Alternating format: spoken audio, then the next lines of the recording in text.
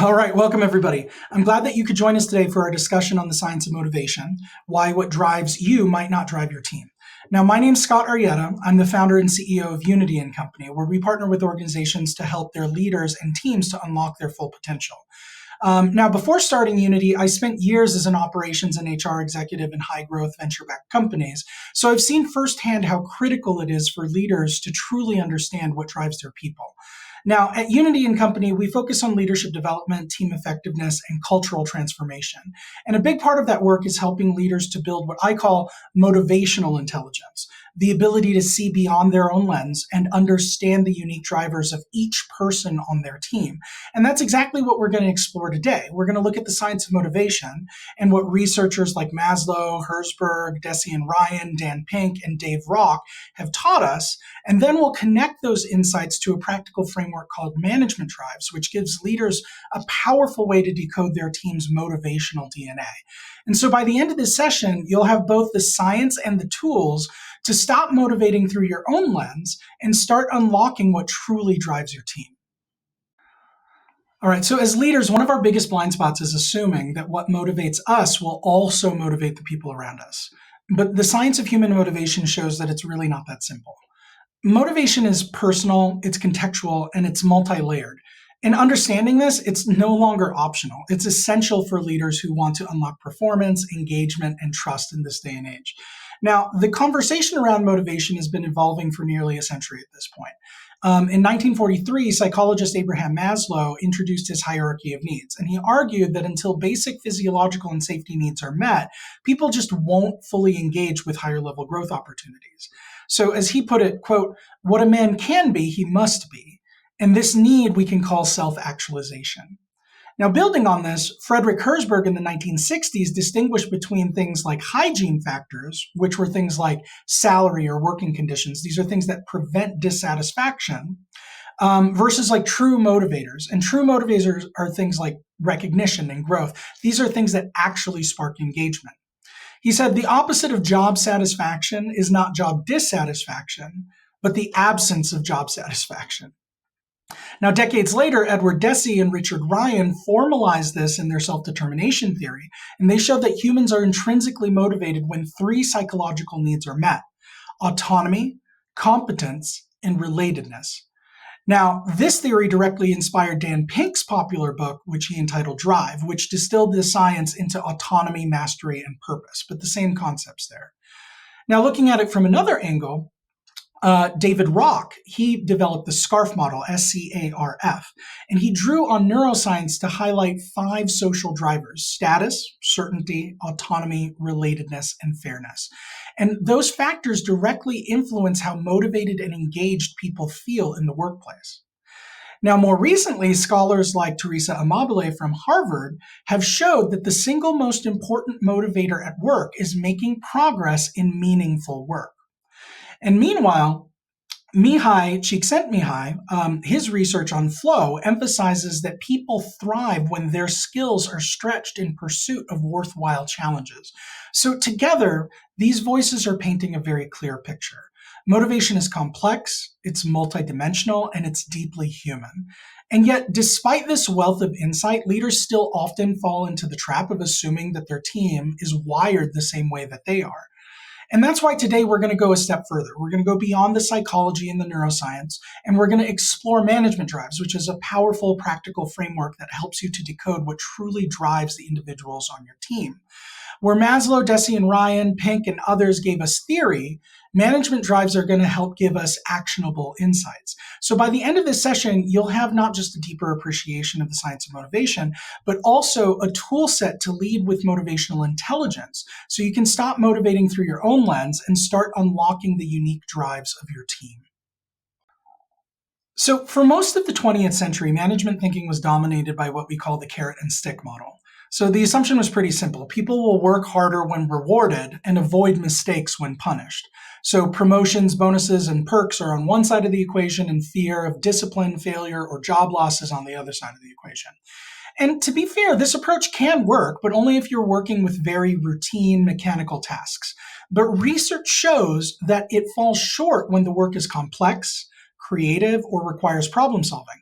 In fact, it often backfires in these scenarios. So psychologist Edward Deci was one of the first to demonstrate this in the 1970s. In a now classic experiment, he found that paying people to do puzzles that they already enjoyed actually made them less likely to keep doing the puzzles once the reward was removed. So this became part of the foundation of self-determination theory.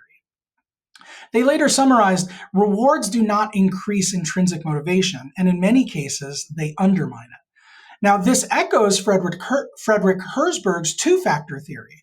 Now, Herzberg found that while pay and working conditions, these are things that he would consider hygiene factors, they could prevent dissatisfaction, they didn't actually create motivation. Now, the real drivers were things like recognition, achievement, and growth. And as he put it, if you want people motivated to do a good job, you have to give them a good job to do. Now, Dan Pink brought this research into the mainstream with his book Drive, and he argued that carrots and sticks might get you compliance, but not commitment or creativity.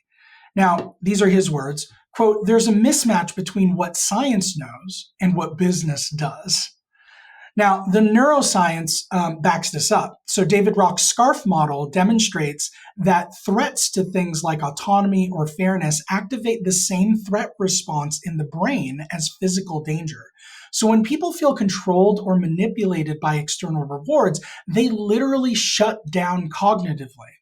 And Harvard professor Teresa Amabile's research adds another dimension, which is what actually keeps people motivated day to day is not money or fear, but making small wins towards meaningful goals. As she and Stephen Kramer wrote in The Progress Principle, of all the things that can boost inner work life, the single most important is making progress in meaningful work. And so the takeaway from all this is clear. While carrots and sticks may produce short-term bursts of effort, they rarely sustain motivation. And worse, they can erode the very intrinsic drivers, creativity, curiosity, and collaboration that most organizations actually need today. And this is why leaders must learn to go deeper. True motivation comes not from manipulation, but from understanding what uniquely drives each person and creating an environment where those drives can thrive. All right, so when most people think about research today, one of the most widely recognized frameworks comes from Dan Pink's book, Drive. Pink took decades of academic research and distilled it into three simple and memorable factors: autonomy, mastery, and purpose. So let's start with autonomy. Autonomy is the urge to direct our own lives. So Pink explains that control leads to compliance, but autonomy leads to engagement. And when people feel trusted to make decisions and have ownership over their own work, motivation soars. Mastery is the desire to get better at something that actually matters. So Pink describes mastery as an asymptote. You never fully reach it, but the pursuit itself is deeply motivating. He says the joy is in the journey to get better and better at something that actually matters. So, and then purpose. Purpose is the drive to contribute to something larger than yourself. So Pink notes that humans by their nature seek purpose, a cause larger than themselves. But what's important to remember is that Pink's model was not invented in isolation. It's grounded in the foundational work of Edward Deci and Richard Ryan's self-determination theory. And their decades of research identified three innate psychological needs: autonomy, competence, and relatedness. So you can see the overlap here. Pink's autonomy maps directly, mastery echoes their concept of competence, and purpose reflects the need for relatedness, doing work that connects us to others and to something that's meaningful. Now, Harvard's Teresa Amabile further reinforced this in the Progress Principle, showing that the strongest motivator of all is not big bonuses or grand missions, but the daily experience of progress and meaningful work. Now, as she wrote, inner work life is most positive, and people are most motivated when they make progress in meaningful work. And if we zoom out, Mihai Csikszentmihalyi's research on flow describes the psychological state that often results from pursuing mastery. He says the best moments usually occur when a person's body or mind is stretched to its limits in a voluntary effort to accomplish something difficult and worthwhile. Now, together, these insights make Pink's framework so resonant. It gives leaders a way to think beyond carrots and sticks and instead design environments where people have freedom, growth, and meaning. But here's the catch. Where many leaders stumble, not everyone values these drivers equally. So for some, autonomy is everything. For others, too much autonomy feels overwhelming, and they thrive with structure and clarity. Some are fueled by purpose, while others are more motivated by achievement or belonging. And this is where Pink's model, while powerful, reaches its limit because it describes the universal categories of human motivation, but it doesn't tell you which of these matter most to your team members. And to do that, we need a tool like Management Drives, which moves from theory to personalization. All right, so far we've looked at motivation from the lens of psychology and behavioral science. So now let's shift into neuroscience, what's actually happening in the brain when people feel motivated or demotivated. So David Rock, he's the co-founder of Neuroleadership Institute. He developed the SCARF model to explain how social situations impact motivation. SCARF identifies 5 key drivers that our brains treat as primary rewards or threats. So the first is status, or relative importance to others. Next one is certainty, how predictable the future feels. The next is autonomy, our sense of control over events. Next is relatedness, whether we feel safe with others or part of the group. And the last is fairness, our perception that exchanges are just and equitable. Now, Rock explains, a perceived threat to one of these domains generates a strong threat response in the brain, and a perceived reward generates a strong reward response. So here's why this matters for leaders. The brain reacts to social threats and rewards in much the same way that it reacts to physical ones. So in fMRI studies, researchers have found that social rejection activates the same neural regions as physical pain. In other words, when employees experience unfairness or exclusion, their brains process it like they're being physically hurt. Now, conversely, when people experience fairness, relatedness, or autonomy, the brain releases dopamine, which fuels engagement and learning. And that's why people feel trusted to make choices or recognized for their contributions. They light up with energy. So let's connect this back to leadership. Imagine a team member who craves certainty. They want clear direction and predictability. If you're a leader who thrives on flexibility and last-minute pivots, you might think that you're empowering them by saying, figure it out. But to them, it's stressful. It's even threatening. Their brain is in a defensive state, not a creative one. Or consider status. So recognition in public might feel really motivating to one employee, but for another, it might feel like a threat, drawing unwanted attention and triggering anxiety. So this is the beauty of the SCARF model. It shows us that motivation is literally wired into the brain's threat and reward system, and it makes clear that the same stimulus can motivate one person and demotivate another. So as leaders, the takeaway is this: motivation isn't about pushing harder. It's about creating conditions that minimize threat and maximize reward in ways that are meaningful to each individual. So this insight dovetails perfectly with Management Drives. Where SCARF explains the universal drivers that our brains respond to, Management Drives actually helps you to identify which specific drivers dominate for each member of your team. Okay, so we've explored the psychology of motivation and the neuroscience of motivation. But here's a challenge. While these frameworks give us categories of what motivates people, they don't really tell us how to apply this knowledge to specific individuals on our teams. And that's where Management Drives comes in.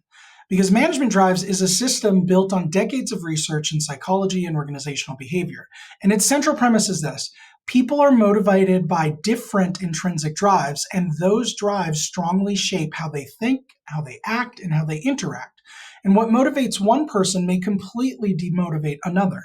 So the model categorizes these intrinsic motivators into 6 color-coded drives. So the first is yellow, which is all about logic and structure. So yellow is motivated by knowledge, clarity, and systems. Yellow thrives on learning and understanding. Then there's green. Green's all about people and relationships. So green is motivated by harmony, connection, and loyalty. Green wants belonging and team cohesion. Then there's orange, which is about results and achievement. And orange is motivated by goals, by competition, and by success. Oranges thrive on measurable wins and recognition. Then there's blue, which is all about order and discipline. Now, blue is motivated by rules, by process, and by reliability. So blue values precision, structure, and predictability. Then there's red, which is all about power and action, which is motivated by decisiveness, by energy, by taking control. Now, red wants to act quickly and make things happen. Then finally, there's purple, which is all about security and belonging. Purple is motivated by safety, by tradition, and group identity. Now, purple values stability, rituals, and cultural continuity. Now, as the creators of Management Drives put it, drives give insight into what intrinsically motivates people, what gives them energy and how they think and how they act. By identifying drives, we make the invisible visible. So this framework builds on the same scientific foundation that we've already discussed. Like Maslow, it acknowledges that needs differ. And like Herzberg, it shows that motivation goes deeper than hygiene factors. And like Deci and Ryan, it highlights the role of intrinsic drivers. And like Rock, it reveals how differences in perception can trigger very different reactions in the brain.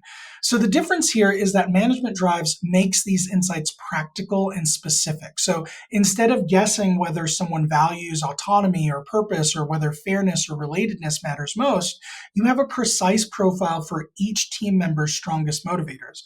So you can think of it as moving from a black and white world to a full color world. Without a tool like this, you're leading through your own motivational lens. But with it, you can see your team in vivid clarity. Who needs what and why? And so in a moment, we'll explore how leaders often get this wrong and why projecting your own drives onto others is one of the most common leadership pitfalls. All right, now here's one of the biggest traps that leaders fall into. We assume that others are motivated by the same things that motivate us. Now, psychologists call this projection bias. It's the tendency to believe that others share our preferences, our values, and our motivations. Now, leaders often unconsciously project their own drives onto their teams. I mean, think about it. If you are strongly orange in the Management Drives framework, you thrive on results, targets, and competition. So you naturally set aggressive goals and expect your team to feel energized by the chase. But if your team is more green, meaning that they're focused on harmony and collaboration, they may experience this as stressful or even alienating. Or let's take another scenario. So let's say that you're highly blue, which means that you value order, discipline, and process. So you emphasize rules, checklists, and standard operating procedures. But a red team member, which is driven by speed and action, may find this suffocating and disengage. Or if you're a yellow and you're motivated by knowledge and analysis, you may assume that giving people more data and explanation is motivating. But a purple teammate who values tradition and belonging may find your detailed rational arguments less compelling than an appeal to group loyalty. And so this is why leadership is so complex. The strategies that energize you may actually drain your team. And the research backs this up. So in their work on self-determination theory, Deci and Ryan emphasized that motivation is only sustainable when the leaders support the individual's specific psychological needs. And David Rock's SCARF model shows that the same action, say offering autonomy, can feel like a reward to one person but a threat to another, depending on their wiring. Even Dan Pink acknowledged this in Drive. He said, there's a mismatch between what science knows and what business does. And many organizations still default to one-size-fits-all approaches. So this is why Management Drives is such a breakthrough. It gives leaders a practical way to see beyond their own lens. So instead of assuming your orange is their orange or your green is their green, you can map your team's motivational DNA and lead in ways that connect authentically. And here's the leadership takeaway. Self-awareness is the first step. So if you don't know your own drives, you will almost certainly project them. But when you do, you gain the ability to flex, to lead not just from where you are and who you are, but toward what your team actually needs. Now, as Peter Drucker famously said, the task of leadership is to align strengths in such a way that weaknesses become irrelevant. And Management Drives helps you to do exactly that, to align the strengths and motivations of your team so that differences become complementary rather than conflicting. So next, let's look at what it means to decode your team's DNA and apply these insights in practice. All right, so imagine walking into a team meeting and being able to see, almost like an x-ray, what really motivates each person. Who thrives on recognition and competition, who needs stability and belonging, who wants harmony, who pushes for speed, who grounds the group with structure. This is what management drives makes possible. It helps you to decode your team's motivational DNA. And when you can see the drives at play, you can anticipate conflict, you can design better collaboration, and you can unlock higher performance. So here are some practical ways that this shows up. So the first is in balancing opposites. A team strong in orange, which is results driven, may generate lots of ambition but risk burning out. Pairing them with strong blue, which is a process driven drive, creates balance. It creates energy to achieve with discipline to sustain. Now, research from Hackman and Wageman shows that teams with complementary strengths consistently outperform homogeneous ones. Another way in which this could help is leveraging strengths. So a green-driven person can sense team morale, build cohesion, and catch relational tensions early. Meanwhile, a red-driven teammate can push the group out of analysis paralysis and into action. Now, if these are used intentionally, these drives are not in conflict, but in synergy. Another use case here is preventing misunderstanding. So without awareness, drives often clash.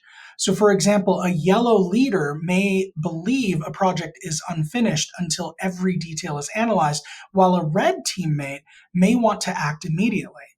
Without a shared language, both assume the other is being difficult.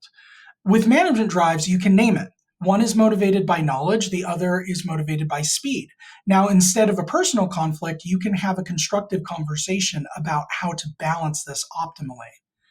Another use case here is designing motivation. So drives help you to tailor how you recognize and motivate people. So for example, orange thrives on measurable goals and public recognition, but purples value stability and being included in traditions. Amabile and Kramer's work shows that small wins motivate people differently depending on what they perceive as progress. So management drives gives you the map to this. Now, the key idea is this: motivation is not generic, it's specific. And the more complex your team, the more diversity of drives you'll encounter. So leaders who understand this can align tasks, communications, and incentives in ways that fuel each person's intrinsic energy rather than deplete it. As organizational psychologist Adam Grant puts it, the most meaningful way to succeed is to help others succeed. And understanding drives equips you to do that exactly, to help each person succeed by aligning leadership to their unique motivational DNA. So next, we'll take a step back and we'll ask, why does this matter so much right now? What's happening in today's workplace that makes motivational intelligence not just a nice to have, but an absolute survival skill for leaders? All right, so why is all of this so critical right now? Because the workplace context has shifted dramatically, and the cost of misunderstanding motivation is higher than it's ever been. So let's start with some data. According to Gallup's 2023 State of the Global Workplace report, only 23% of employees worldwide are engaged at work, while 59% are quiet quitting, and 18% are actively disengaged. In the US alone, disengagement is estimated to cost the economy $450 to $550 billion annually. Now, at the same time, trust in leadership is declining. So the Edelman Trust Barometer, published in 2024, found that only 48% of employees trust their CEO to do what is right. And that represents a steep drop from just a few years ago. Without trust, it's nearly impossible to sustain motivation. Layer onto this the complexities of today's workplace.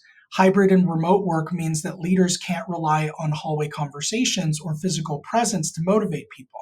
They must be intentional about connection. Generational shifts mean younger employees often value purpose, growth, and flexibility more than pay alone. In fact, Deloitte's 2024 Millennial and Gen Z survey found that over 40% would leave their jobs within 2 years if they felt their values weren't aligned. Now, burnout is rampant. The World Health Organization now classifies burnout as an occupational phenomenon, and surveys show that more than 50% of US workers report experiencing it. So when you take all this stuff together, this creates what I call a motivational crisis. Traditional levers like pay, perks, positional authority, they're no longer enough. As management scholar Gary Hamel once wrote, you can't build a company that's fit for the future without building one that's fit for human beings. And this is why tools like management drives are so powerful today, because they don't just give you abstract theory, they help you navigate this complexity in practical human-centered ways. I mean, imagine being able to walk into a hybrid meeting knowing exactly who on your team needs certainty and structure, who thrives on autonomy, who is fueled by belonging, and who pushes for progress. Instead of guessing, you're equipped with the insight. And here's the leadership imperative in today's environment. Leaders can't afford to motivate blindly. Misalignment leads to disengagement, disengagement erodes trust, and low trust drives turnover.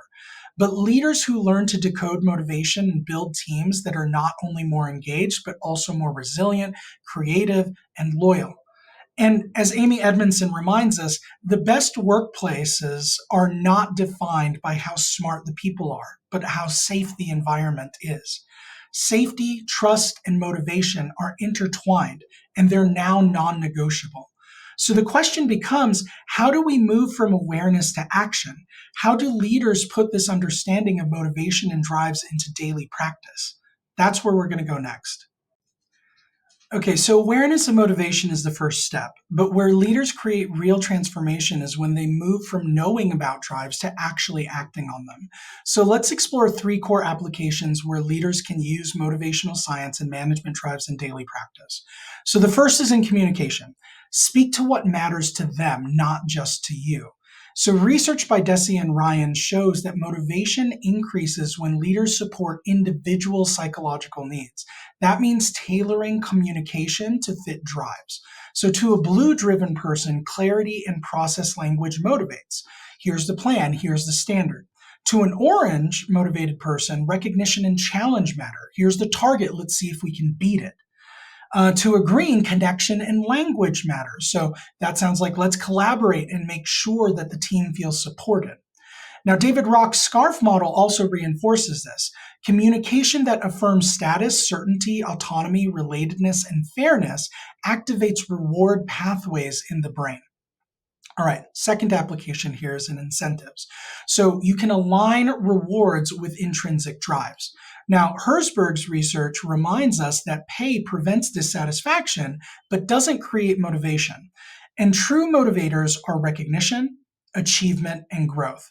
So leaders can apply this by tailoring incentives. You can recognize orange with measurable achievements and visibility. You can recognize purple by reinforcing belonging, including them in key traditions. You can recognize yellow by giving them access to new learning or problem-solving opportunities. And as Teresa Amabile demonstrated, the single most important motivator is making progress in meaningful work. So don't just incentivize outcomes, recognize the actual progress towards those outcomes. Now, the third piece here is development, where you can place people where their drives are fuel and not friction. Now, motivation thrives when people are in roles that are aligned to their drives. So a red thrives when given authority to act decisively. A green thrives in people-centered collaborative roles, and a yellow thrives in analytical or strategic positions. So Mihai Csikszentmihalyi, his work on flow shows that people enter peak states when challenges match their skills and their drives. He says the best moments occur when a person's body or mind is stretched to its limits in a voluntary effort to accomplish something difficult and worthwhile. So here's the leadership takeaway. Don't assume that your team is motivated by the same things that motivate you. Instead, lead through their lens. You can ask yourself, who on my team seems disengaged? Could it be because I'm motivating them the wrong way? Where am I overemphasizing my own drives at the expense of others? What small shifts in communication, recognition, or role design could unlock more energy on my team? As organizational psychologist Adam Grant puts it, the most meaningful way to succeed is to help others succeed. Now, aligning leadership with drives is exactly that, helping others to succeed in the ways that matter the most to them. So next, we'll close by looking at the bigger picture, why motivational intelligence is becoming the defining skill of great leaders in the future. All right, so we've traveled through decades of research and frameworks today, from Maslow's hierarchy of needs in the 1940s to Herzberg's two-factor theory in the 1960s, and then Deci Ryan's self-determination theory in the 1970s, and onward, Csikszentmihalyi's flow in the 1990s to Dan Pink and David Rock, bringing these ideas into the mainstream in the 2000s. And we've seen how Amabile's progress principle and Edmondson's psychological safety add new dimensions to this evolving conversation.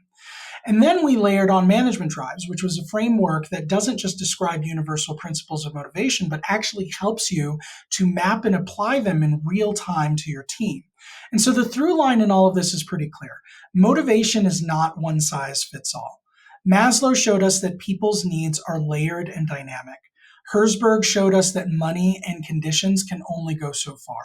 Deci and Ryan showed us that autonomy, competence, and relatedness are fundamental. And Pink distilled that into autonomy, mastery, and purpose. David Rock showed us that the brain codes social threats and rewards as survival level events. And Amabile showed us that small wins in meaningful work matter the most. Csikszentmihalyi showed us that peak performance happens when challenge meets drive. And Edmondson showed us that none of this works without a safe environment. Together, these insights paint a picture of leadership in the 21st century. It's not about managing tasks or wielding authority. It's about motivational intelligence. Motivationally intelligent leaders know three things. They know themselves. They understand their own drives and how those drives shape their leadership. They know their people. They recognize that each person is motivated differently, and they take time to decode those differences. And they understand their environment. They design conditions through communication, through incentives, and through development that allow diverse drives to thrive together. Now, as Peter Drucker reminded us, the task of leadership is to create an alignment of strengths in ways that make a system's weaknesses irrelevant. That's what management drives enables, aligning diverse motivational strengths so the team as a whole is stronger, more resilient, and more engaged. So here's my invitation. Don't leave motivation to chance. Don't assume your team is wired like you. Invest in understanding what truly drives your people. Apply the science and use practical tools like management drives to make it real.